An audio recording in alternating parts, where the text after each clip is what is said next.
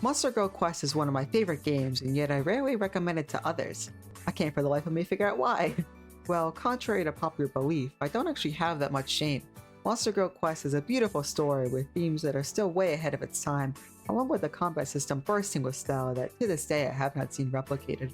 But at the same time, it has questionable choices that greatly limit how much I can gush about the game to myself or others.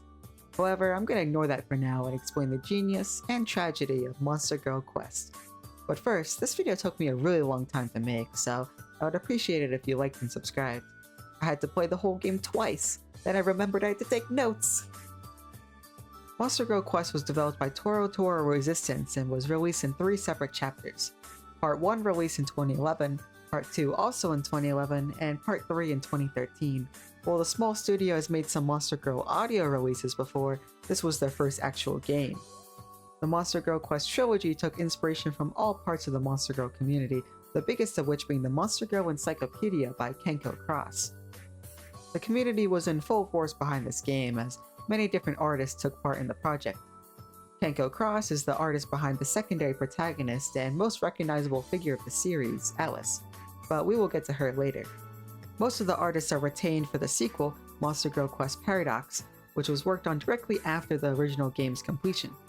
Now just a note, this is a hentai game, so of course I will be censoring some stuff and probably cut some parts out throughout this playthrough for depending on what's there for obvious reasons. The final chapter for that game was just recently released, however the third part has not been translated to English yet, so I have not played it. It may take another year until it is translated because the series is completely fan-translated from the original Japanese. The original Monster Girl Quest trilogy was translated by a mysterious individual named Rogue Translator, who in-universe uses heavenly power for the sake of Monster Girls to translate, but in real life is just a successful IT guy. Although he retired from translating upon the completion of the original trilogy, he inspired a successor named Dargoth to translate the Paradox trilogy. As it turns out, both Rogue and Dargoth use divine powers to translate the games. Yep, they have some really funny lore. These games are incredibly dialogue heavy, so the work they do translating these massive 60+ hour RPGs is incredible. Monster Girls have crazy influence. If this video does well, then I will begrudgingly force myself to play the game and make a video on it as well. The sequel seems much more ambitious than the first game, foregoing the visual novel style for a grander scale RPG Maker game. The best part of the game to me has always been the art, so I look forward to seeing new and improved cutscenes from the artists with really distinct art styles. I also look forward to the new Shin Megami Tensei style gameplay because the gameplay of the original trilogy is incredible. It is truly one of those games that you say you play for the plot or gameplay, but then it actually becomes true. At first glance, the game appears to be a simple turn-based RPG, which I know put half of you to sleep just hearing, but in reality it's actually a puzzle game. You start out as Luca, a soon-to-be hero living on the continent of Ilias, named after the goddess they worship. Luca has visions of Ilias in his dreams, in which she encourages him to set out quickly to slay the evil monster lord and her army of monster girls that attack men for their essence. Despite the teachings of Ilias being to completely wipe out monsters, Luca truly dreams of coexistence between humans and monsters. Even from Luca's sheltered worldview, he knows it is not impossible, as humans were beginning to come around to the idea until the slaughter of Remina 30 years ago, named after the town believed to be completely massacred by monsters. Luca believes that by killing the evil monster lord, coexistence can be achieved. Luca trains his whole life for this task, idolizing the hero Heinrich, who defeated a monster lord 500 years ago. Once he is ready, he departs for his local temple where he will become a hero through baptization, but right as he is about to leave, the village is attacked by a slime girl. The freaky dog is not part of the design, it's just what I'm going to be using as a censor, since this game is an arrow game after all, and I really like this image. Now, Luca doesn't have to attack her, as the village is already heavily guarded due to being right next to a holy site of Ilias, but Luca charges forward before any guard can. Thus begins the first encounter, which acts as the tutorial for the unique combat. The slime girl kinda messes around because, despite being the very first combat, your main form of attack does not work. Luca slices through her body with his sword, but it simply phases right through her. The slime girl laughs and jumps at Luca, initiating the first instance of a bind attack. When Luca is bound, the only action you can take towards winning is to struggle. While you struggle to break free, you are still being attacked every turn until you eventually break free. This can be a death sentence, as if you were bound to turn before you intended to heal, you'll probably just die. So, you have to keep your HP right above where you won't die from furious turns of damage, but still need to be attacking constantly, or else you will lose the endurance battle. However, Luca is still fresh out of his innocent JRPG town, so he doesn't know how to do any of that yet. After breaking free, Luca gets a genius idea on how to defeat her. Rather than learn any cool techniques or awaken some edgy demon powers, he flails wildly. Swinging wildly and randomly, Luca flings out pieces of the slime girl, upsetting her, making her cry, and causing her to run away. Luca basks in the glory of his first victory, enjoying the scenery of the forest until he is interrupted by a loud crash in the distance. Upon investigating, Luca discovers an unconscious Lamia sitting in a crater. Luca has two choices: run from the forest and hurry to his baptism, or take care of the vulnerable monster girl. Luca runs to the Lamia's side, unable to abandon a defenseless creature. The Lamia quickly wakes up and begins interrogating Luca. Staying honest, Luca recounts the situation before him. Since the Lamia is clearly fine, Luca tries to leave, but is promptly stopped by the Lamia. She asks him, "Why don't you kill me?" "Because I dream of a world where humans and monsters can coexist." The Lamia laughs at Luca and lets him go. He rushes to get his baptism, but it's too late. His prayers are met with silence. Having been insulted by a Lamia and denied the title of a hero, Luca sulks, feeling like he is merely a child in this world. Upon returning home, he is shocked to find the very same Lamia just chilling in his house. The Lamia rudely demands food, much to Luca's dismay. After eating all of his food, she reveals that she was intrigued by Luca's dream of coexistence and offers to accompany him on his path to slaying the Monster Lord, acting as her gourmet chef. Confused, but not in any position to say no, Luca agrees. The Lamia reveals herself to be Alphys Fateburn, or Alice for short. Now, Luca doesn't realize this, but Alice is the current Monster Lord. Luca believes his journey is doomed without Ilias's baptism, but Alice makes fun of him and encourages him to journey onward anyway. That's when suddenly they are attacked by another monster girl, the Slug Girl. I won't comment on every design, or else this video would be 10 hours long, but I wanted to point out how awesome the designs are. This is a real Monster Girl game, none of that boring normal girls but with horns or elf ears you may see elsewhere. It is real Freak Hour, and believe it or not, the freakiness has actual thematic relevance later on. Luca attacks the Slug Girl, but still sucks at his job and is unable to harm her. Luca turns to Alice for help, but she is gone. Thinking quickly, he reaches into his bag for the ultimate anti-mollusk weapon, table salt. He throws it at her, causing the Slug Girl to flee, but angering the returning Alice, who wanted it for her food.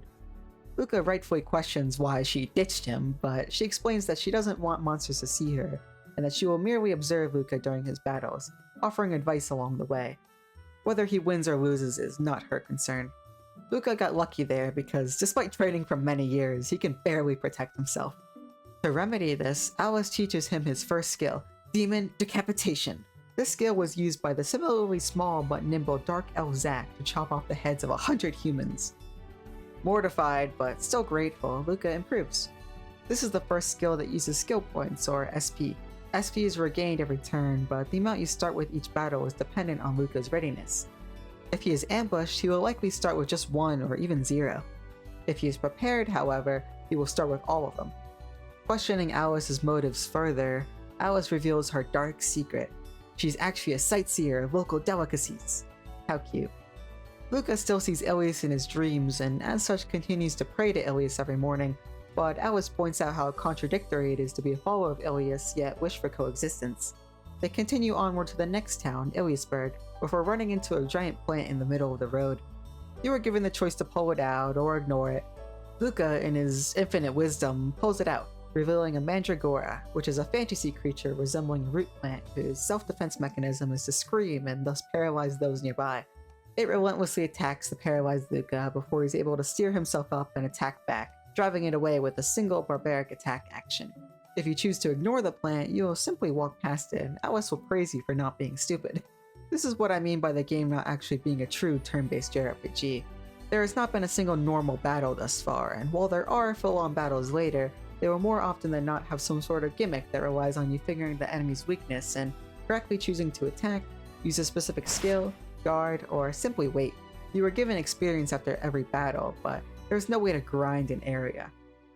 Before arriving in Iliasburg, Luca asks Alice to switch to a human form as they will likely be incredibly racist towards monsters, and she will be unable to enjoy the food there otherwise. However, the town is eerily quiet, and appearing in front of them is Granbaria, one of the 4 heavenly knights serving under the Monster Lord. Granbaria is here to take over the town, and Luca must decide whether to confront her or hide away. Fighting all of his fear, Luca uses all of his courage to face Granbaria. She commends him for standing up, but easily trips him. Despite the threat of death if he were to rise, he gets back up and unleashes Demon Decapitation. This shocks Granbaria, as this clearly unskilled warrior went from flimsy slashes into imitating a famous monster's ancient technique. She demands to know who taught him, but he refuses to tell even after being put near death. Alice intervenes at the last moment, berating her for attacking a town mercilessly and for causing the local delicacy stalls to shut down. Luca thinks to himself, they must be friends, before continuing on. Even Alice is shocked at how dense he is. The villagers praise Luca and Alice for their heroic actions driving away Granbaria, treating them to food in an inn reserved for heroes, despite Luca not even being baptized. Wanting to help out more, the duo search for information on troubles within the region. Before departing, you were given options to talk to different people or visit several locations. Although most town dialogue is just for world building or humor, you have to find certain dialogue before you're able to continue onward. There are locations like blacksmiths, but you will never be able to purchase anything. The game is entirely linear in that manner. After departing, Alice comments on how Luca is not fighting to his full potential and gives him a new sword, the Angel Halo. Much to Luca's dismay, this is a grotesque sword forged from angels. It certainly does not look befitting of a hero fighting for good. Rather than attacking monsters directly, this sword can be used to seal away their magic, causing their physical form to distort into something harmless until they spend a while recovering their magic or are unsealed by a stronger monster. With your newly found information, you can set out to 3 locations and investigate the issues there. While you can choose where to go, there is a recommended level for each area that conveniently gives you a sequential order to complete them in, with the highest level being where you continue on your journey north and are unable to return. In the mountains, Luca and Alice search for bandits wreaking havoc across the towns. They discover that the menacing bandits are actually just a mischievous group of young monsters. He beats them with ease and forces them to apologize, leading to the citizens of Iliasburg hiring them for simple jobs like cashiers or warehouse workers, as they were never a real threat. One of them gives Luca a mysterious red aura, which probably isn't important.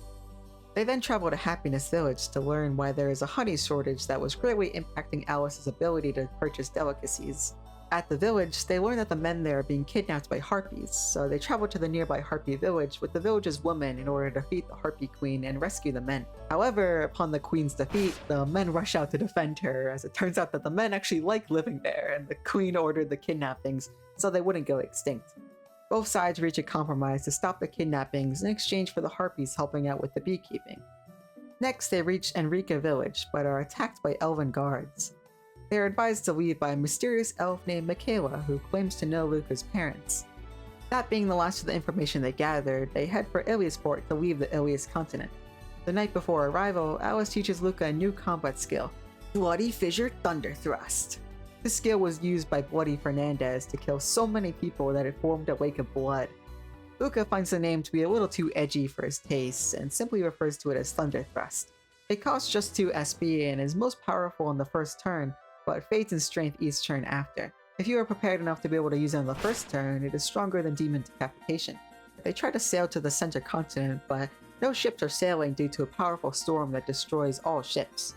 That is, unless they attain Poseidon's Bell, a treasure that would protect their ship from the sea's weather. On the way, Alice teaches Luca a new skill, Meditation. This is Luca's first and only healing skill.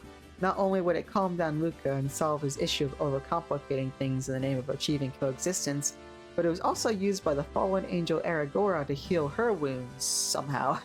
Even weirder is that Luca masters it first try. This skill is by far the most important skill in the game. It costs 3 SP, which is expensive, but it heals half of Luca's health. From here on out, all non-gimmick combat will revolve around balancing SP in order to always have enough to use meditation when needed. While damage skills will end the combat quicker, it should really only be used if you have a surplus SP or need to use a certain skill to not die instantly. Guarding does not recover a skill point anyway, so ironically it's safer to use the normal attack and only guard if the enemy charges a large attack. The moment you drop to half health, you should meditate as quick as you can, or else you could get hit by a bind attack and die from greed.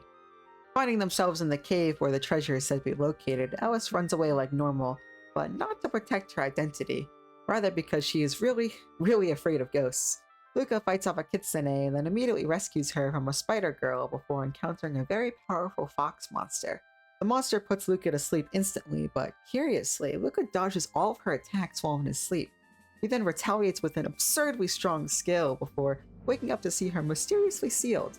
Approaching from the cave, dumbfounded on how her guard was sealed, is Tamamo, another of the 4 Heavenly Knights. Tamamo casually refers to Alice as the Monster Lord, which is so blatant that even Luca finally realizes the truth. Before he can say anything though, the kitsune he saved comes back to thank him, and Tamamo offers Luca a reward, the chance to pet her fluffy tail, fried tofu, or Poseidon's Bell. Petting the tail is awesome, but causes Alice to call you an idiot and ditch you.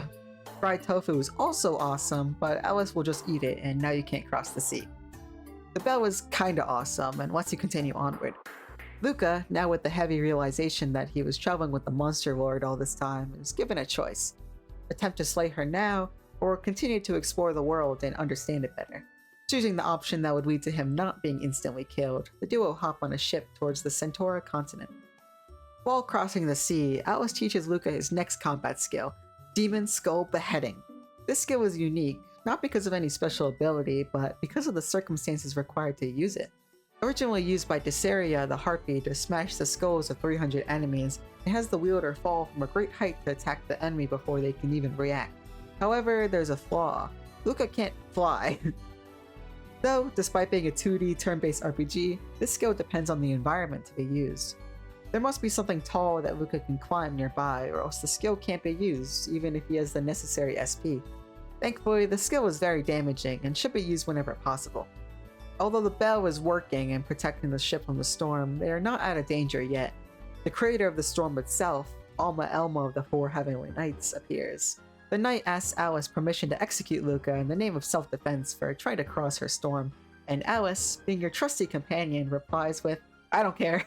Being of the succubus race, Alma naturally toys with Luca, offering to battle him with the handicap of only using her tail. To win this fight, you must use Demon Skull Beheading, after which Luca will climb the mast and slam down at Alma, surprising her with such a fast technique and causing her to catch your blade with her hands. Having broken her handicap, she forfeits. Luca is overjoyed to have driven away a Heavenly Knight, even if it was the equivalent of fighting Goku blindfolded and with no limbs. Upon arrival at Port Natalia, the scene is far different from anything found on the Ilias continent. Mermaids out on the street, going to school, running businesses, and coexisting. But right before Luca can get acquainted with the town, a bomb explodes at the nearby mermaid school. Luca quickly identifies the assailant as Lazarus, leader of the terrorist organization Ilias Cruz, and close friend of his father Marcellus. Ilias Cruz is an extremist group that strictly follows the teachings of Ilias, meaning they will attack any monster no matter how innocent they may be.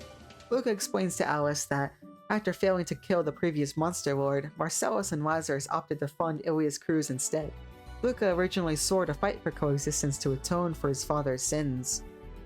In an attempt to calm him down, Alice reassures Luca that he need not burden himself with the sins of his father, and that the crimes of a parent do not indict the child.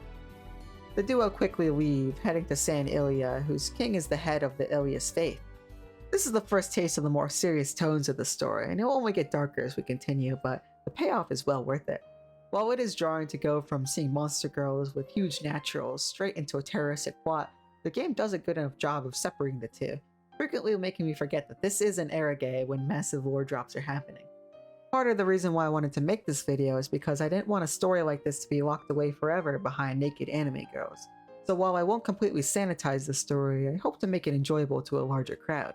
Continuing north to San Ilia, the duo head to the castle in order to have an audience with the king, hoping to get some advice at the very least. Despite being met with a huge line, the king personally invites them in as he has had dreams of Ilias foretelling Luca's arrival. The king offers Luca a grand quest, culminating in his receival of the goddess sword, which Alice shatters right in front of him, paralyzing the king on the spot. Running out of the castle, Alice gives Luca an actual quest: find the 4 elemental spirits. Before they can leave, they are jumped by Grambaria, who immediately challenges Luca to a battle to showcase his growth. Luca quickly shows his new skills, and Grambaria lets him go, deeming him to have enough potential to be a worthy opponent in the future. Grambaria's appearance causes the whole castle to enter a panic, which Luca uses to his advantage to infiltrate the library and learn more about the spirits. Luca obtains the book on spirits, but Alice nearly burns down the library trying to cook food in the process. The four spirits, Sylph, Gnome, Undine, and Salamander, are ancient entities who were once worshipped, but have fallen out of public consciousness as Ilias began to be the only thing that is worshipped. Heinrich utilized all four spirits in his combat style in order to defeat the Monster Lord. As they are essentially sentient monsters themselves, the wielder must be incredibly in tune with the spirit in order to use them to their fullest. The first spirit and the spirit of the wind, Sylph, can be found within the nearby Forest of Spirits. But first, it's time for Luca to help around town. Back in Port Natalia, Luca helps deliver a marriage certificate for a mermaid's husband as he is weak and could not survive the journey himself. After being mistaken for a hero trying to steal the mysterious blue orb, Luca defeats a kraken with a little help from Alice putting him to sleep and abusing his god powers or whatever. Luca then clears out a haunted mansion, which turned out to be caused by a necromancer girl named Chrome trying to get better at her craft. After making her promise to stop and release any trapped souls, he leaves, spotting a strange woman in the distance watching him on the way out. On the way to the Forest of Spirits, Alice teaches Luca a new skill, Death Sword Chaos Star. The names just keep getting better and better. Alice teaches Luca this only because it's embarrassing still having Flail Wildly in his skill list. As such, Death Sword Chaos Star replaces Flail Wildly, being a string of 5 strong, fast attacks. This will be Luca's strongest skill for a while, but it costs a massive 4 SP, so it can only be used situationally. Fighting or talking his way through the forest, Luca meets Sylph, who learns his true intentions through the words of the wind, but still challenges him anyway. Sylph's incredible control of the wind allows her to counterattack Luca's slashes, so in defense, you just wait, and wait, and wait. Sylph can't keep her magic up forever and tires out, making for an easy one-shot. After bawling her eyes out, losing her first ever solo battle, Sylph agrees to join Luca and becomes incorporated into his body. But before leaving, the duo are attacked by a horrifying plant-human hybrid creature. Despite Alice's Omega Blaze being barely effective, Alice leaves Luca to destroy it with his newfound abilities. Luca is beaten back by the hybrid dryad until Sylph reminds him to activate her. Harnessing the power of the winds, Luca activates Wind Protection, his first elemental technique. Unlike his other skills that deal damage or heal, Wind Protection is a buff. At a cost of 2 SP, Luca gains a chance to dodge enemy attacks, negate status ailments, and completely avoid telegraphed one-shot attacks for 8 turns. This is very strong and becomes a mainstay in your strategy from here on out. Dodging attacks and avoiding status effects give you more room to gather SP and dish out damage, as you are spending less time making sure you aren't dying. Many battles require you to have Sylph active, so it's wise to either count your turns or just make sure you have 2 SP ready at all times. You really don't want to be caught Sylphless when the enemy shoots you with a death laser or tries to turn you to stone. After using Sylph to defeat the Chimera, the fairies from the Forest of Spirits invade San Ilya to play tricks on the citizens as Sylph is leaving and they are bored. The duo, or I guess trio now, depart for Sabasa in search of Gnome, the Earth Spirit. Traversing the desert, Luca expands his knowledge of the world and asks the same thing we have all asked before. Why are deserts so hot in the day but cold during the night? Anyway, at Sabasa, the fake hero Luca is graciously welcomed by the king because he urgently needs him to rescue his kidnapped princess. Oh, and he also wants Luca to marry the princess too. Luca denies, but the king keeps insisting, albeit slightly let down. They journey to the local pyramid where she is likely to be found, encountering a friendly knight named Sara along the way. The pyramid is used as a testing ground for the Dragon Seal Trial, which is a trial that must be undergone in order for a Sabasa human to marry a dragon, or vice versa. Upon completing the Sphinx's riddles and learning her tragic backstory, Sara reveals that she is here for the trial because she is in love with Grambaria. She became a knight and trained practically all her life in order to meet her expectations.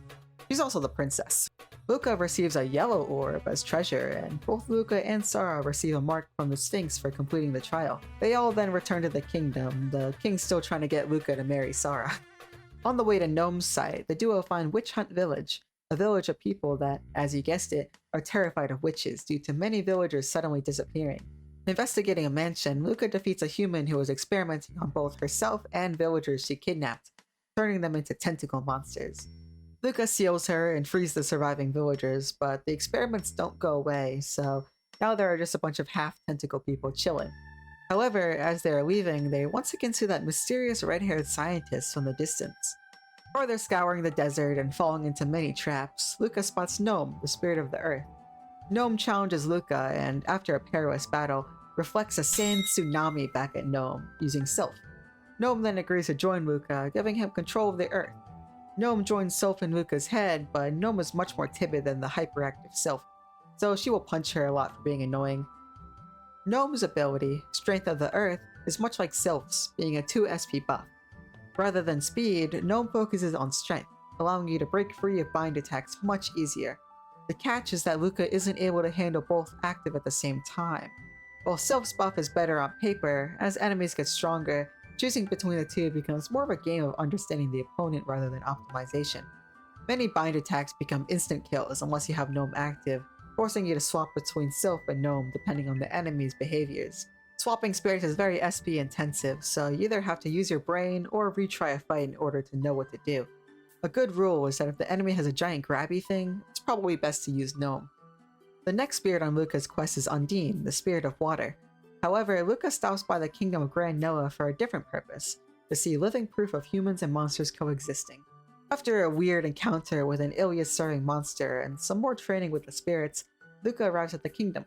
The queen invites Luca to partake in the Colosseum and restore its honor, as unfortunately all the men there appear to be losing on purpose, for some reason. Luca battles his way to the grand finals, finding his opponent to be Alma.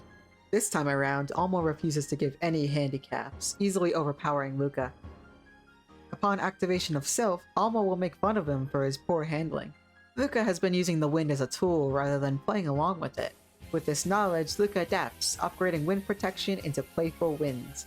With this newfound power, Luca is actually able to dodge Alma's attacks, although he still isn't strong enough to hit her.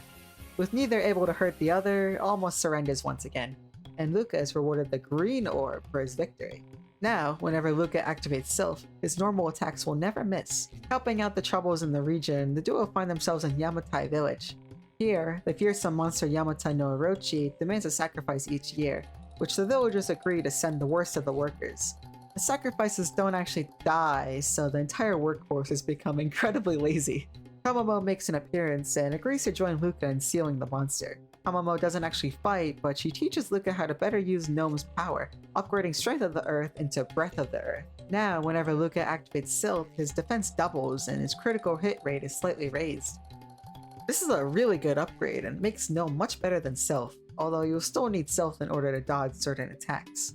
Over at Plantsect Village, Luca intervenes on some plants being attacked by insects, and Luca finds himself in the center of a sort of civil war. Hearing the plants side, Luca agrees to overthrow the queen bee ruling over the insects. However, despite sealing the queen bee, the plants continue to attack the insects, causing Luca to turn his sword on them and their priestess as well. After a bunch of fights, he seals away both sides completely, spiraling him into a bit of a depression, as politics tends to do.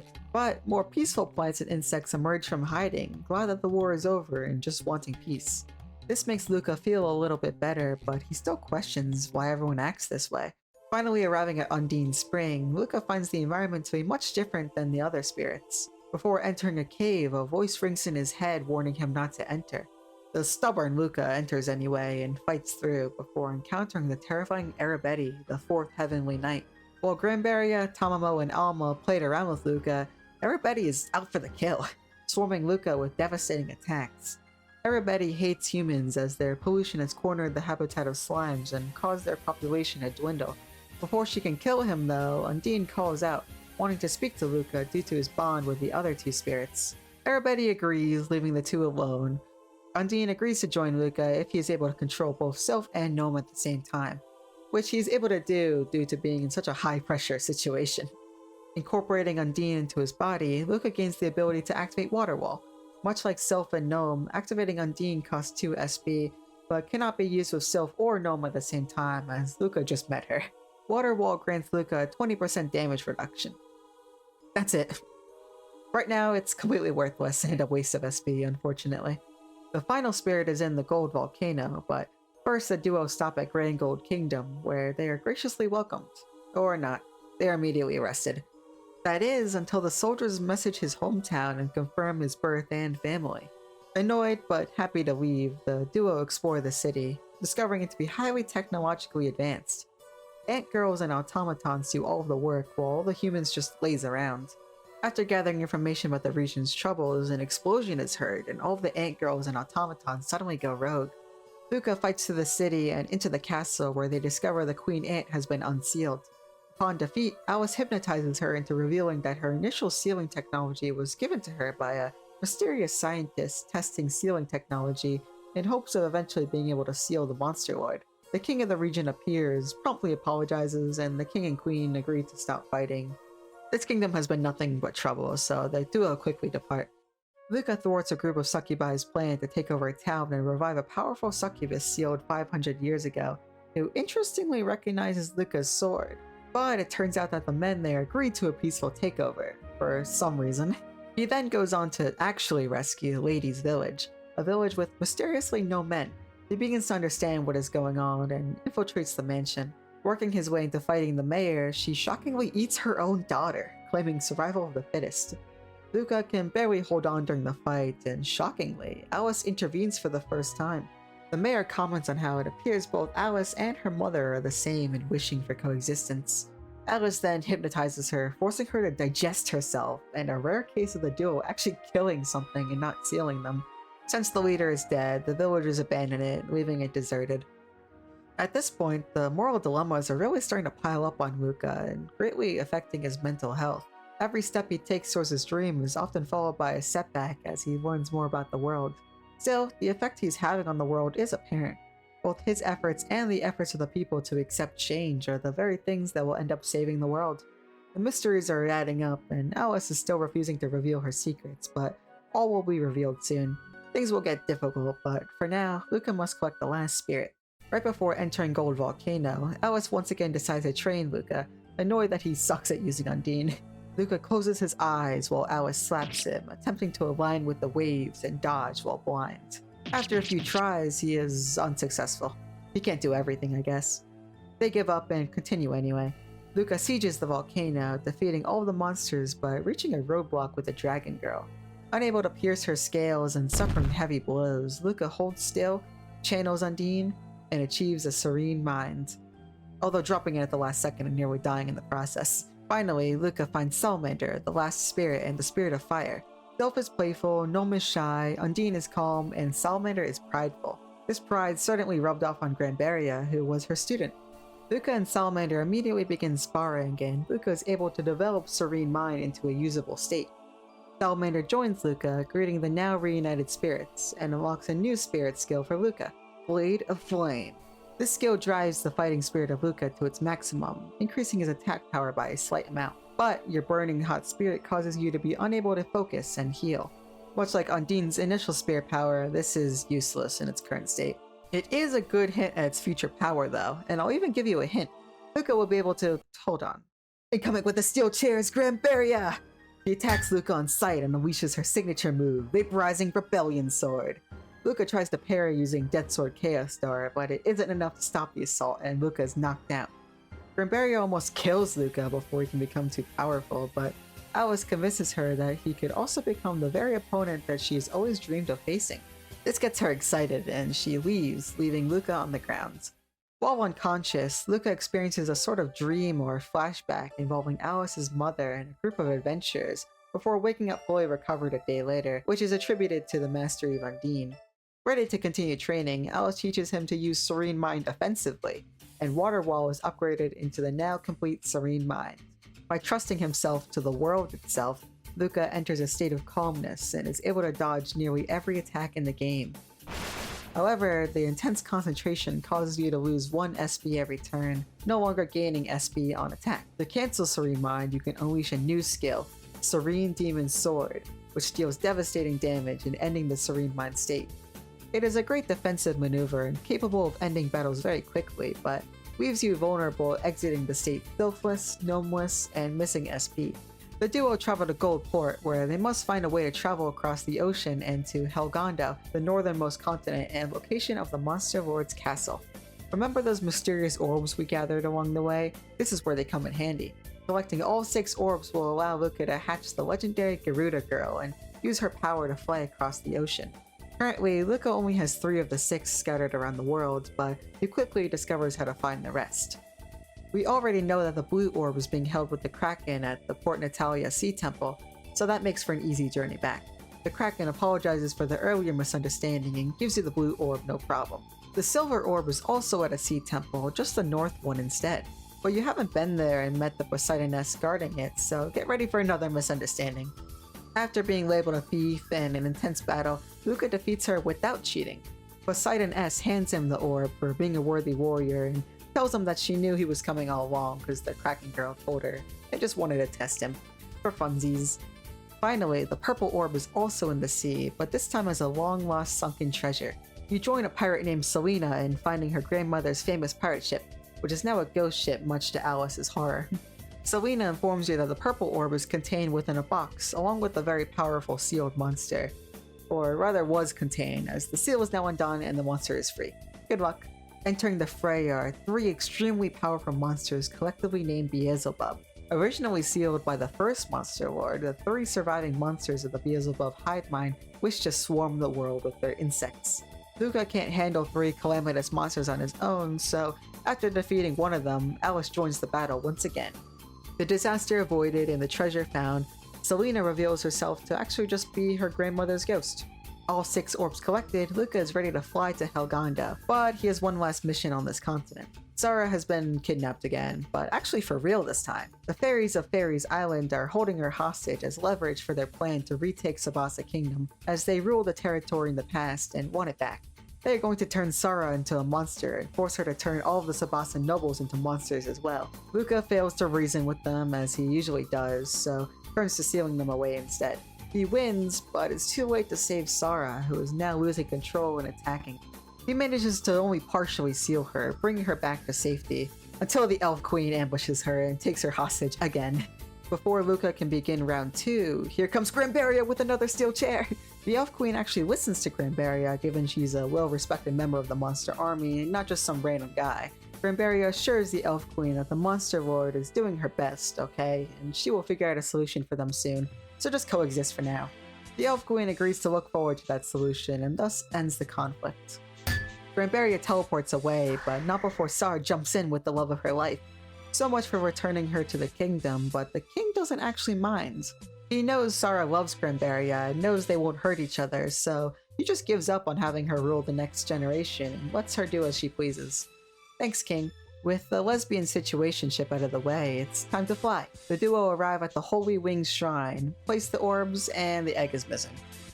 Damn it. They scour the area and find a member of Ilias' crews. Wonderful. Luca fucking grabs him and makes him spit out the truth. It turns out the egg was taken to their headquarters so they could figure out a way to break through the shell and kill the monster within.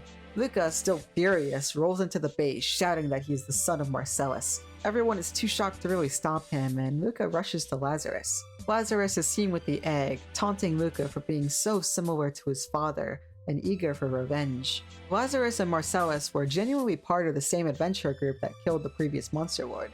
The truth lies in their failures. While they succeeded in killing Alice's mother, the then young Alice rushed out shortly after, shocking the party and killing a bunch of their members before they were able to retreat. Both Marcellus and Lazarus fell in love with one of the members that were slain, so they formed Ilias' crews out of a mix of hatred and revenge. As time passed, though, Marcellus's anger subsided and he found himself actually helping monsters. Lazarus's anger did not subside, and seeing Marcellus soften only made him angrier. In a final argument, Lazarus charged Marcellus with an easily avoidable attack, only to realize in shock that it actually landed. In his blind rage, Lazarus forgot that the attack on the Monster Lord left Marcellus blind in the left eye, so he never even saw the attack coming. Overridden with the madness of watching his loved one die and killing his best friend with his own hands, he blames the death of Marcellus on monsters to try and further drive hatred between the two groups. Lazarus continues to rant like a madman and taunt Luca, saying that a hero like him could never understand the common person. Coexistence is impossible when the other side has so much power. Alice enters the room and Lazarus instantly recognizes her. Now screaming at both Luca and Alice, Luca pulls out his iron sword, not the angel halo. Lazarus, happy to become a martyr, encourages Luca to stab him. You can choose to stab him or not. Either way, Alice will petrify him, denying Lazarus of his wishes. Luca and Alice retreat to a nearby mountain to process everything. Alice tries to help Luca by reassuring him that he is standing up for the persecuted, but Alice starts to break down herself. Alice is scared that she only aims for coexistence to atone for her ruining of her mother's plan, much like how Luca originally aimed for coexistence to atone for his father's sins. Back when Marcellus and Lazarus were killing Alice's mother, she had planned to get killed all along and let them win no matter how strong they were. She had hoped that after slaying the monster lord that was supposedly controlling the armies of monsters, humans and monsters could then just put aside their differences and coexist. Alice was simply too young to understand the situation, and when she left her room and saw her mother's corpse, she massacred the party. The two ponder for a while and come to the conclusion that they had their motivations twisted.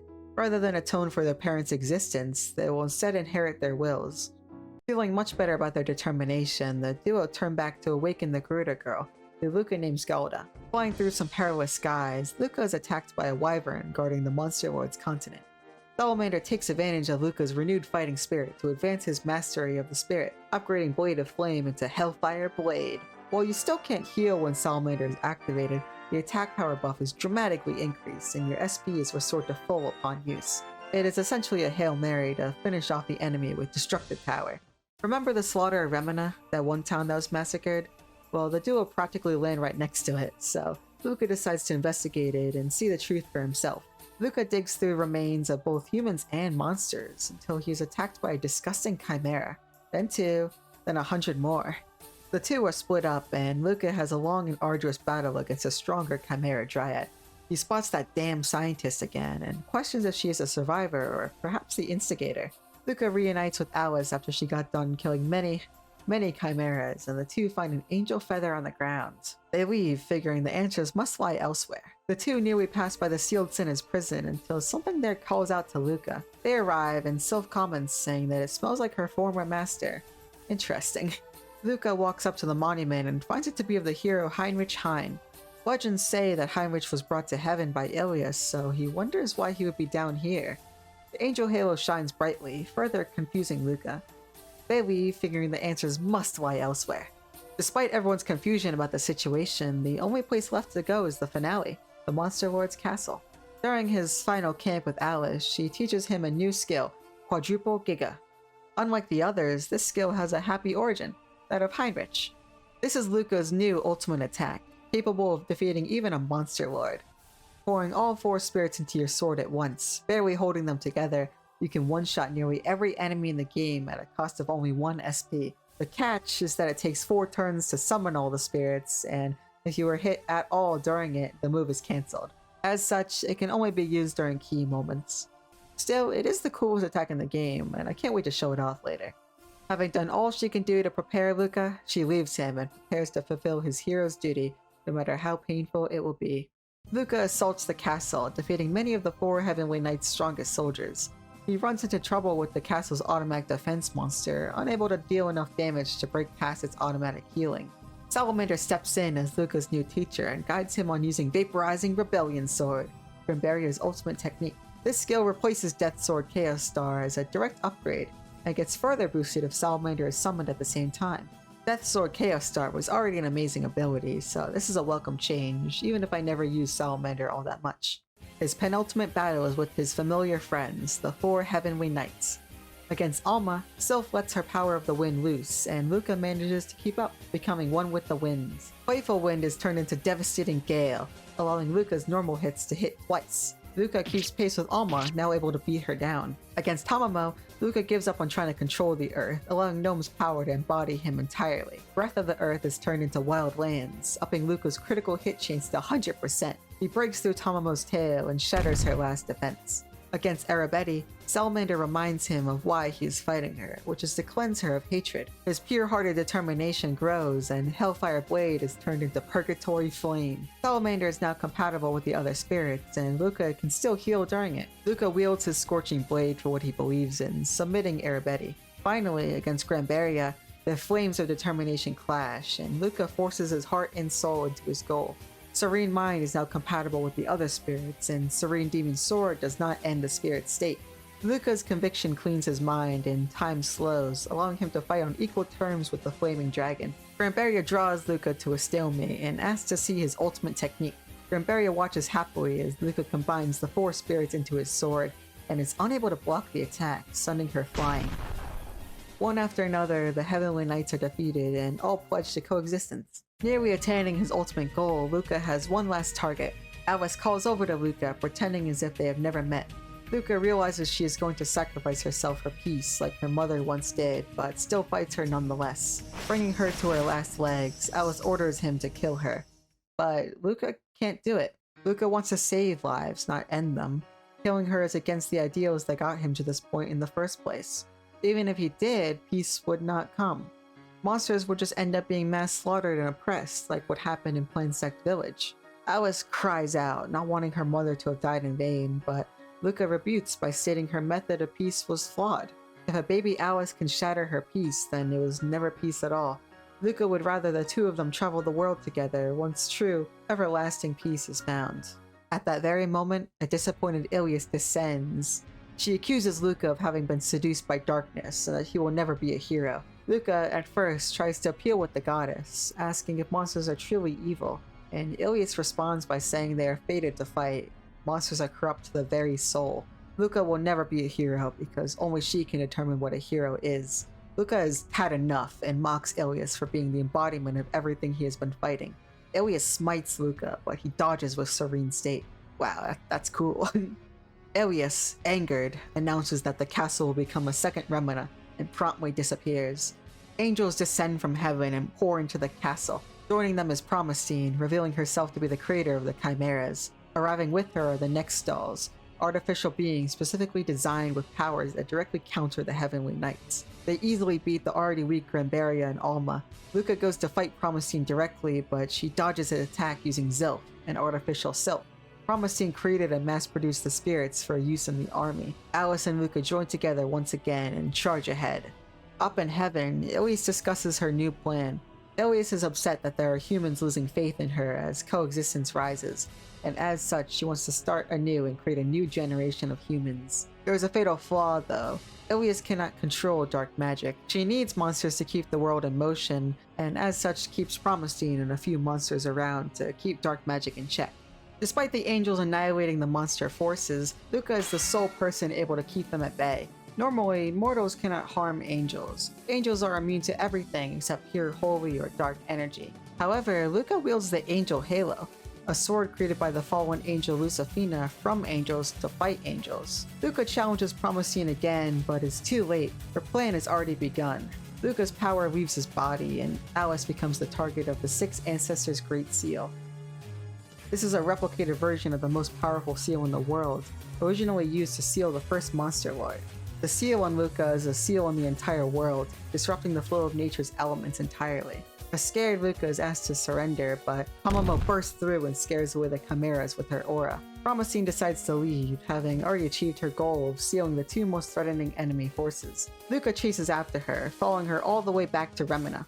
A strange girl points Luca towards a secret lab filled with extremely advanced technology and hideous chimeras. It seems someone already infiltrated the lab though, and Luca discovers Promestine attacking a mini Alice. A long time ago, Tamamo discovered a loophole to the seal. Since the seal is proportionate to the bearer's strength, if one created a weaker vessel and put a fraction of their power into it, that vessel will be able to escape undetected by the seal.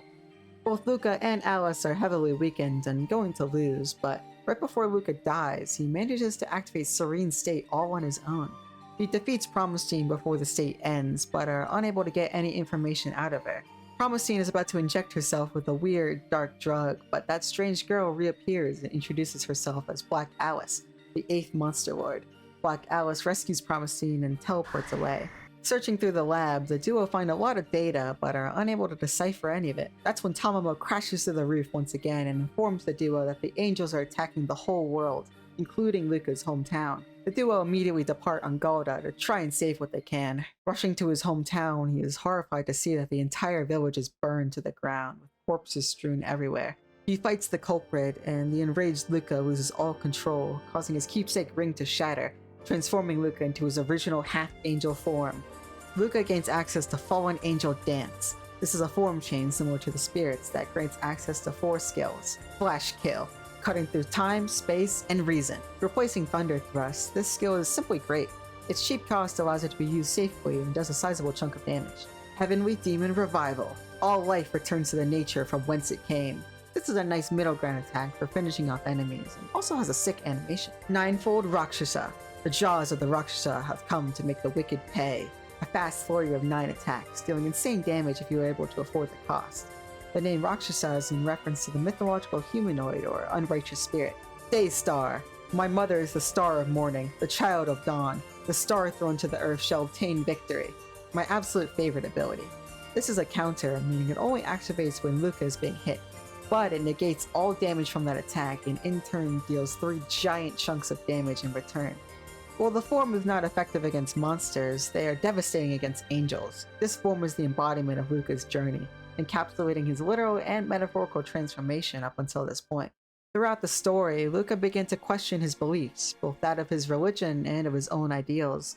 After inheriting the will of his father and witnessing for himself the truth of Ilias, he's finally ready to accept himself and rely on himself. Despite being half angel, he embraces the monster side of humanity as a part of humanity itself. Using his newfound powers to defeat the invading angel, Lucca puts his ring back together and looks around, depressed. However, there's still some hope. Alice notices that the amount of corpses is much less than the amount of villagers from when they first departed, and suggests that maybe they were teleported to Enrica. The duo rush there and ward off the invading angels, when Michaela makes another appearance and causes the invaders to retreat. Michaela, one of the original betrayers of Ilias, explains everything. From the dawn of time, there was light energy and dark energy. Ilias, a manifestation of light energy, grew lonely and created angels as offshoots of herself, each containing pieces of her. Still unsatisfied, she found a planet she liked and modified its life until they became humans. Alice the First, manifestation of dark energy, arrived at the same planet and created monsters to populate it as well. Alice the First was better at creating monsters than Ilias was at cultivating humans, and Ilias grew jealous of her power over the world they created. About 1,000 years ago, Ilias waged war on Alice the First and her monsters. Michaela and Musafina were key warriors against the Monster Lord's 6 ancestors. Because the monsters were clearly winning, Ilias decided to take the world itself hostage. If the war continued, the world itself would be destroyed from the sheer scale of the battles. Alice the First did not want her creations to be destroyed and offered to seal herself from the 6 ancestors in exchange for Ilias promising to not harm her monsters. If enough monsters died, dark energy would accumulate in the atmosphere and break the seal. Tamamo is actually one of the 6 ancestors, and she is currently using the loophole she found in order to act as a watcher outside of the barrier. After the war, Lucifina and Michaela grew wary of Ilias' descent into madness, becoming fallen angels themselves. Michaela created Enrica as a safe haven for monsters and fallen angels. Lucifina, commonly nicknamed Daystar, created the Angel Halo and gave it to Heinrich. However, the 8th Monster Lord Black Alice was rescued by Ilias. Heinrich died of recklessness overusing his Angel Sword's powers. Lucifina went on to wander the world, later falling in love with Marcellus, a descendant of Heinrich. She created the Keepsake Ring as a way to live as a mortal, giving birth to Lucca and entrusting the ring to him after her death from a plague ravaging his hometown. She believed in Lucca, did not blame his father for his actions, nor the townspeople for failing to save her. Lucca takes a well-deserved rest while Tamamo teaches Alice a new spell, Word of Dispel. This spell will allow Alice to return to her original form for 3 seconds, just enough time for one action. Alice entrusts Lucca to the decision-making, allowing you to choose a spell once per combat: Omega Blaze, Frost Ozma, Monster Lord's Cruelty, or Eye of Recovery. While Monster Lord's Cruelty is the strongest by base power, the other 2 attacks have higher potential damage when used against enemies weak to them, such as Omega Blaze against mermaids or Frost Ozma against the cold-blooded Lamians. There isn't actually much of a weakness system in this game, nor is it explained at all. It's just used as a secret mechanic for people using their brains or given as advice after you lose. Eye of Recovery heals Lucca to full HP and is probably the one you will use most as Alice cannot hurt angels. Lucca, now well rested, departs with Alice on his conquest against the angels. The duo travel upward, arriving back at Iliasburg, dispatching the angel commander with help from the townspeople and 3 of the 4 bandits. Lucca defends Happiness Village, all while getting hit on by the Queen Harpy. Lucca rescues the now depressed king of San Ilias and convinces him to abandon the faith of Ilias herself, but keep the parts about being a good person. Lucca, the king, and the fairies take the city back. convincing the townspeople that they aren't meant to be martyrs. Back in Centaura, Luca arrives in Port Natalia, only to find it under siege by the Queen Mermaid herself. In the middle of their battle, a warehouse collapses nearby and fatally injures a kid. The Queen isn't willing to heal him, but her daughter is, causing the Queen to retreat all her forces. She doesn't forgive humanity, but Luca is glad that she's at least willing to leave the decision up to the next generation. Passing by the haunted mansion, Luca fights Chrome once again. She isn't on Ilias' side, but was given technology by Promisine to advance her necromancy skills. She researches spirits, not necromancy, so she technically isn't breaking her promise, but Luca still needs to stop her anyway. Interrupting the two is Lacrosse, Chrome's older sister and one of Promisine's seekers of truth. Lacrosse insults Chrome's skill by showcasing her own work. Fernandez, original creator of Thunder Thrust, Queen Scylla of the Tentacle Monsters, Queen Lamia of the Snake Monsters, Mermaid Pirate Queen Rosa, a legendary pirate, Titania, a mutated fairy, the previous Queen Harpy, and last but not least, Alice the 15th, Alice's mother. Feeling a mix of anger, shock, and horror, the duo and Chrome escape from the mansion, deciding to become allies again. Chrome thinks that Lacrosse's insanity is due to a failed experiment they partook in together, so it's her duty to put her down. The duo leave Chrome to her work and find themselves in the Forest of Spirits, ready to unseal Sylph. But instead of Sylph, they find Gnome. Alice thinks that the spirits were likely shuffled environments so that they would be weakened and couldn't regain any power. Dragging Gnome out of the forest and venturing into the Sabasa Desert, Gnome rejoins Luca, allowing him to use the spirit powers once again. However, until the seal is fully broken, Luca will only be able to use Breath of the Earth. Remember Promisine's mass-produced spirits? The original spirits will be your main defense against them. Until now, even low-level monsters with a spirit could give Luca a tough fight, but Luca will quickly figure out that an original spirit of the opposite element completely counters the fake spirit. The artificial spirit Zilf will make the enemy attack with fast, rapid blows, but activating Gnome's solid defense will make Luca take barely any damage at all. The Sabasa Kingdom is being besieged by opportunistic monsters, this time the Queen Vampire and her army. Luca beats them as usual and quickly leaves, unable to spare any time. Stopping by to save Witch Hunt Village, Luca joins the Tentacle Villagers in fighting even more artificial monsters. The men there are shocked to see that the women they love are secretly half tentacle monsters, but see no other option than to accommodate them anyway, of course. Luca finds himself back in the Safar ruins where Sylph is found as expected. What they didn't expect to see is a full-size Sylph, which is apparently her form when she's out of energy. Sylph rejoins Luca and, unlike Gnome, adds something new. You see, Fallen Angel Dance was already like a level 1 Sylph, granting dodge chance and immunity to status effects. So, Sylph merges her wind powers with Luca's wind-esque holy powers, combining the two into a single ability, Fallen Angel Dance Gale. Gaining Sylph's powers back gives you a proper counter to the artificial spirit Gnomerin. Gnomerin gives the user slow but insanely powerful attacks, something that Sylph is able to dodge with ease. Moving onward to the Grand Noah Kingdom, Luca rejoins the Colosseum, except this time the whole audience is being held hostage. You join the former Colosseum challengers in taking down the artificial monsters in a strangely honorable battle. In Yamatai Village, Gnome buffs the fourth bandit, the Goblin Girl, into a stronger form, and she joins in on taking back the village from a few monsters who want to be worshipped really badly. Unfortunately, the next step in the conquest is Plansec Village, which Luca only just recently recovered from the trauma that village gave him last time. Still, he stops another civil war, this time caused by one of the Next Doll's brainwashing. Luca and Alice are still outclassed by the powers of the Next Doll, so the Queen Alvaroon sacrifices herself to poison the doll. The doll barely escapes, and the village is safe for now. This place is not good for Luca's mental state. Luckily for him, he arrives at Undine Spring to see Arabeti with some human refugees taking shelter. Before Salamander can rejoin Luca, Slime Girl suddenly dissolves, having been poisoned by a different Slime Girl working for Black Alice. Arabeti is saddened, but there's no time for that because Luca parries a Next Doll attack aimed at Arabeti.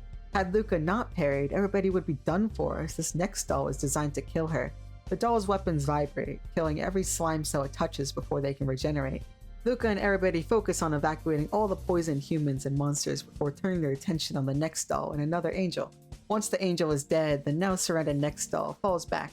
Arabeti is now even more sad, going through an existential crisis having been betrayed by a slime and saved by a human. Luca reminds her that people are defined by ideals, not race, and she goes away. Salamander is finally able to rejoin Luca, although since the spirits are unable to be used in tandem until the seal is broken, she goes back to her niche usage. With only one more spirit to go, Luca departs for the Grand Gold region and immediately rushes into the kingdom to protect it from a bunch of invading, space-time distorting spiders. He shows no mercy to the Spider Princess attempting to domesticate humans at the promise of Black Alice, sealing her away with the help of Grand Gold mages. Black Alice's manipulation has really taken hold of the whole continent.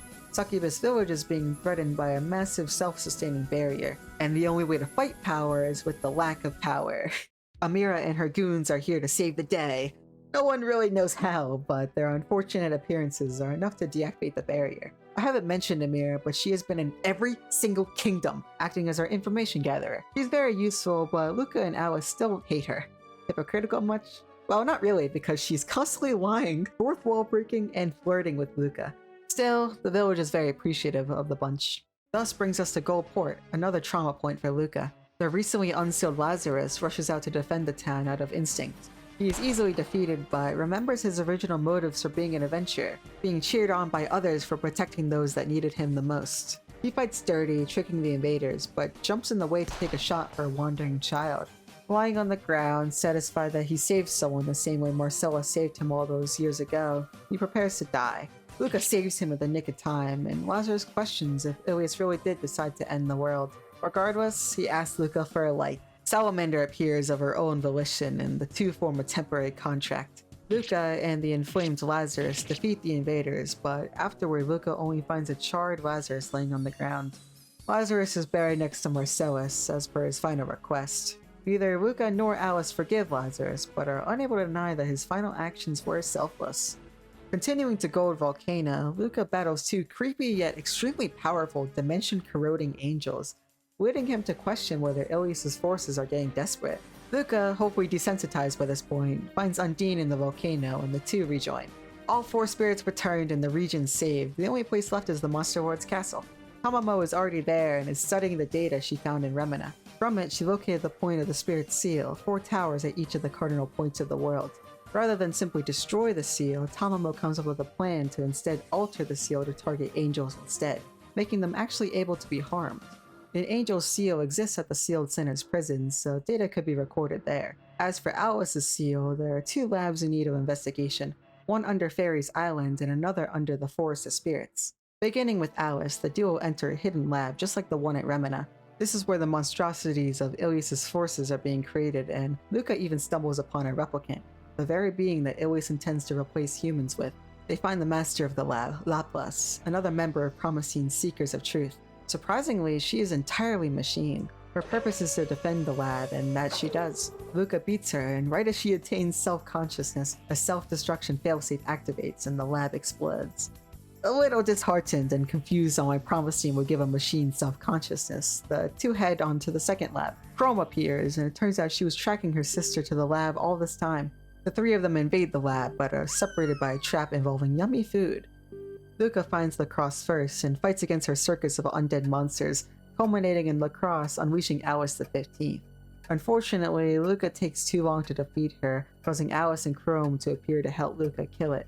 Mid-battle, a furious Luca charges Lacrosse while Alice and Chrome hold off the circus.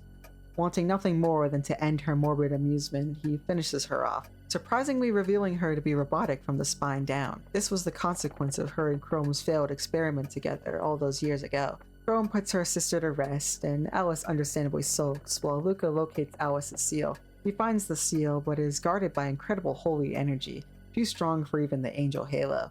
They come to the conclusion that once the angel seal is put into place, the holy energy will distort and be able to be destroyed. The final task is to copy the angel seal at the sealed sinner's prison. Black Alice reappears to mess with Luca, ending in a whole vanguard of high-ranking angels appearing in order to end Luca at once. The angels accuse Black Alice of interfering with Ilias, prompting her to leave. As the angels descend upon Luca, the soul of the angel killer Heinrich himself exits the statue and possesses Luca. His soul has been freed by Alice's tampering with the seal, and after 500 long years, he finally gets to kick some angel ass. He swiftly dispatches the angels, showcasing the techniques he developed on his own. Those skills are Quad Spirit Summon, Element Spica, and Quadruple Giga. While Luca's body may be stronger, Heinrich's mastery of the spirits is far stronger, allowing his Quadruple Giga to be over twice as strong. Heinrich deems Luca worthy of the hero's soul, but warns him not to be a failure like him so he could go home to his loved ones once the war was over. Heinrich's soul then fades into eternal rest. Luca and Alice reunite with the Heavenly Knights at the castle to discuss their final assault. Tamamo made special discs that are able to hack the towers, however they have to be inserted manually and simultaneously, so each of the 4 knights will head to corresponding towers and insert the discs on signal. If even one Heavenly Knight is incapacitated, the plane will fail. Once the towers are hijacked, the full powers of the spirits will be unleashed and the angels will become vulnerable. Most importantly, Luca will then be able to invade heaven itself. All of the human lords and monster queens are teleported into the castle and are given a rundown of the plan. At the end, Luca gives a speech about coexistence and how Ilias is the final obstacle towards resolving the conflicts plaguing their lives. It is his duty as the spirit of a hero to end Ilias, leading to all of the kings and queens acknowledging all he has done for the world in such a short period. Tamamo explains that she learned the second wave of angels will invade tomorrow, and they must all hold the line against the angels while Luca enters heaven and Alice destroys her seal. Luca, still bleak from only shortly meeting his childhood hero, gets some much needed rest. It'll be the last he gets for a while. On the dawn of the final day, Luca wakes up to find his body slightly corroded from holy energy. Ignoring it for now, he heads to the navel of the world to get ready. Empty, but still beautiful, he waits at the gate of heaven. Meeting him at the gate is Doppel-Luca, Promosine's counter to Luca. The doppelganger counters every single one of his attacks, mimicking all of his skills and abilities. So, the only way to beat the known is with the unknown. Luca recalls his experience of Heinrich in his body and unleashes Element Spica. This is a weaker quadruple Giga that costs a massive 9 SP but does not require any charge up. Unable to counter, the fake hero is eliminated. All that's left is to wait for the seal to be broken. At each of the 4 towers, the Heavenly Knights face their toughest battles yet, but they didn't come unprepared. Alma is once again met with Hainuele, her next stall counter. Hainuele is just as fast as her and is immune to her usual succubus powers, so Alma resorts to an ancient weapon used for thousands of years, her bare fists. She pummels the fragile doll with martial art, securing her victory.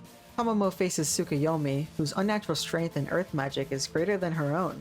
Tsukuyomi corners Tamamo, but Tamamo merely grins and tells the doll that she is merely a pawn in Promosine's rebellion against Ilias. She then uses Word of Dispel to bring her back to her 6th ancestor form.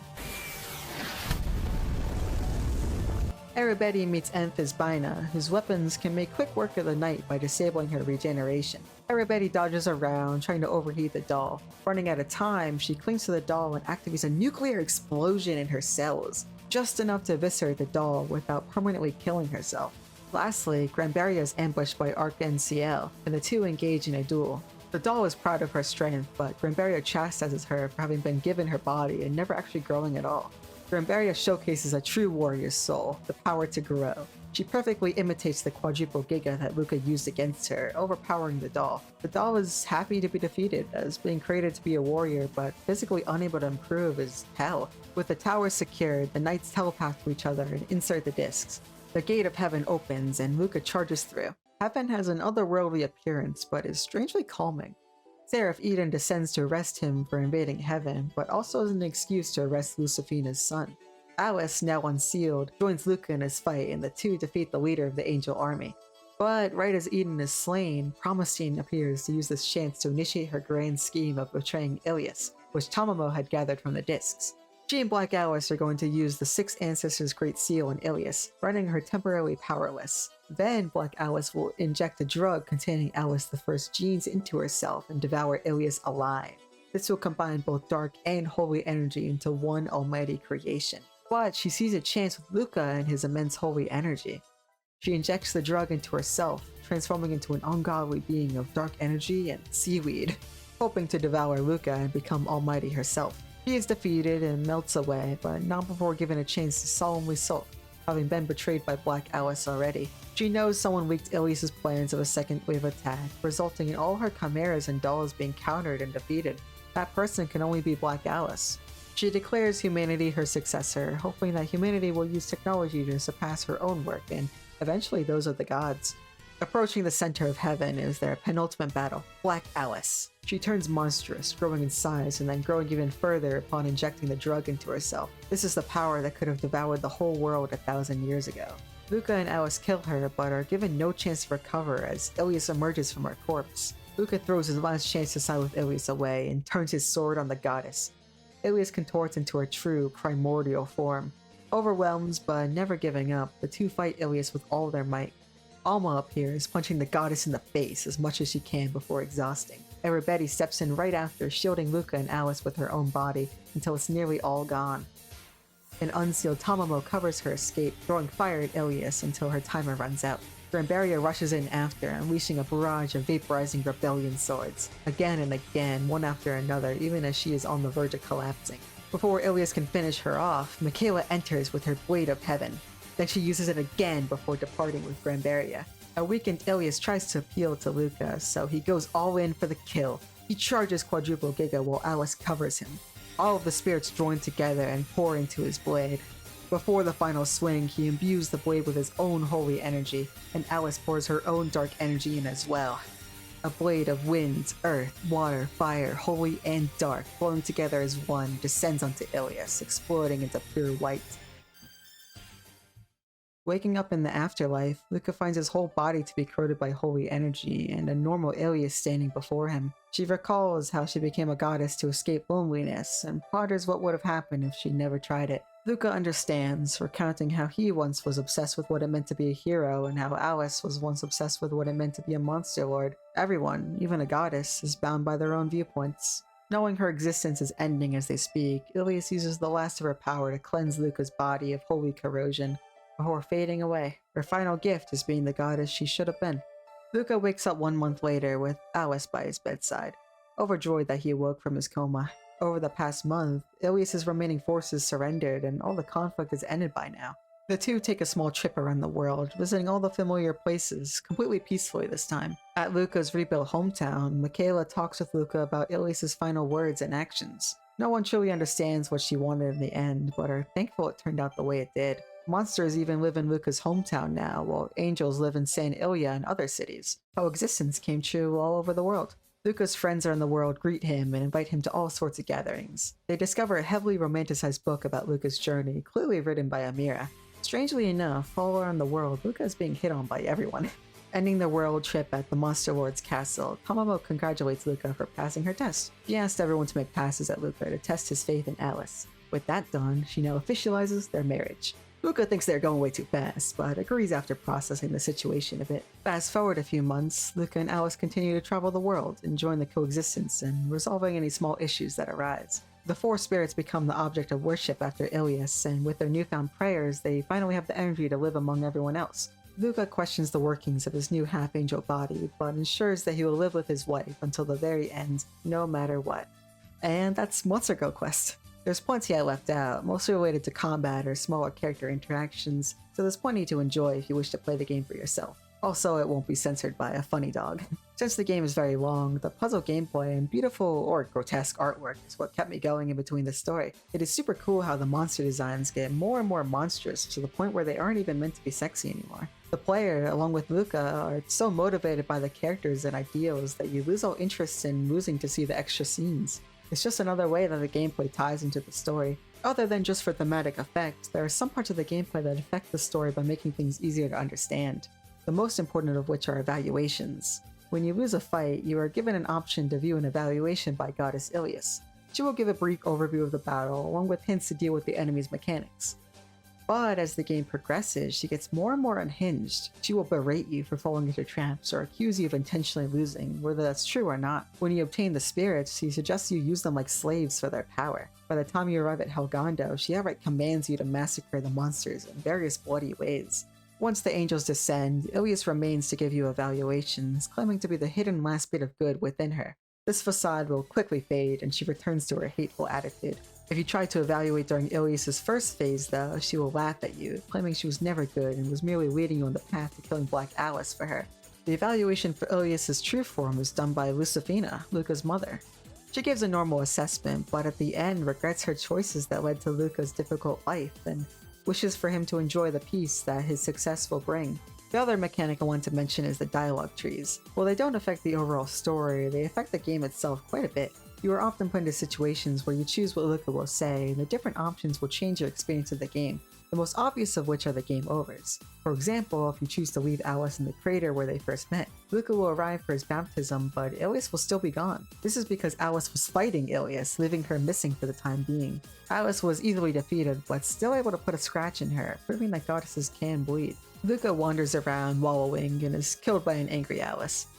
If you hide away from Grumberia while she's attacking Iliasberg, she will spot you anyway, but call you wise and spare you. Alice will straight up ditch you for his cowardly behavior and the game ends. If you join the Colosseum but refuse to fight the champion, Luca develops a fear of monsters and Alice ditches him. You can even choose to skip the first Colosseum entrance entirely, including the meeting with Alma. Since Alma does not train you in the ways of Sylph during the grand finale, Alice will instead teach you the new abilities later in the game. It is never a good idea to skip out on a battle because you lose out on XP and miss a page of the Monsterpedia. The Monsterpedia is a book you can access in the menu detailing every monster you've encountered thus far. The info page tells you about a monster's daily life, abilities, habits, and backstory.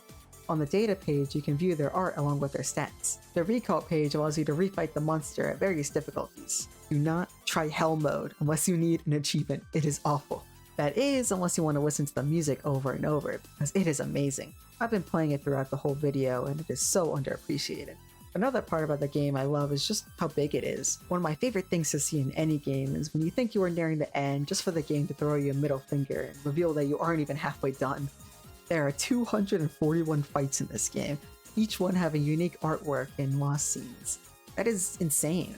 To make such a large game with a small group of passionate artists, fully knowing that it will remain niche by nature of being an Arrogate is unbelievable, and really goes to show how passionate these people are for both their game and community. What's even more impressive is doing all of that and writing an incredible, progressive story at the same time. The overall themes of coexistence and religion are explained very well in the story, so I won't waste time explaining those here. I trust my viewers to have reading comprehension. What is worth mentioning though is all the biblical references. Some are more obvious, such as Lucifina the Fallen Angel being a direct reference to Lucifer, the original fallen angel, but nearly every angel enemy is based off of some biblical event or theme, and that directly ties into their design and behavior. Obviously it's still fetish content, but the important part is that it's fetish content with care. With all the cool parts out of the way, now I gotta mention all the bad parts. As much as it pains me for it to be this way, Monster Girl Quest is not ethical. There are a few designs in the game which clearly depict underage enemies. The core premise of the game is being attacked by these monsters. It happens after every loss, including these ones, tragically. It does not matter that they are monsters, it is very bad, and no one should support this behavior. You can tell where they are placed because I swapped them with funny stock photo images rather than just censoring part of the image. I wouldn't feel comfortable showing any of it. Thankfully, it is such a small percentage of the game that I kinda just blocked it out of my mind, but it eats away from my enjoyment of the game when I think about it as a whole. There's also the case of Luca himself, and while the game implies he's an adult, having gone through his coming of age ceremony, there's no official confirmation and the art style does not help. There are other, more recent Monster Girl games with badass, clearly stated adult protagonists, so I wish the game followed suit.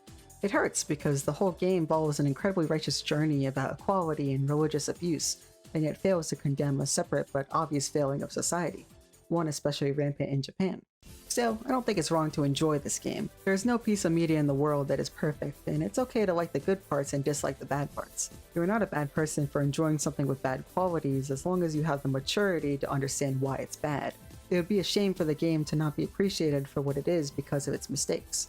And I know a lot of you may have thought by now that this is just an adult game, it can't be that serious. While being an adult game is a valid reason to not like a game, it isn't a valid reason to disregard it. Fate, one of the most popular franchises in Japan, originally started as an adult visual novel. Now, I don't think this game is ever going to take the same route as Fate, but what a lot of people fail to realize is that so many subgenres are started by fetishists. And even if they evolve past that, to deny that history is a disservice to the genre itself. After all, history is the best place to learn from, and it's plain disrespectful to disregard those who built the foundation of the things you enjoy. If Monster Girl Quest taught me one thing, it's that puritanism sucks and monster girls are hot. I don't know how to count.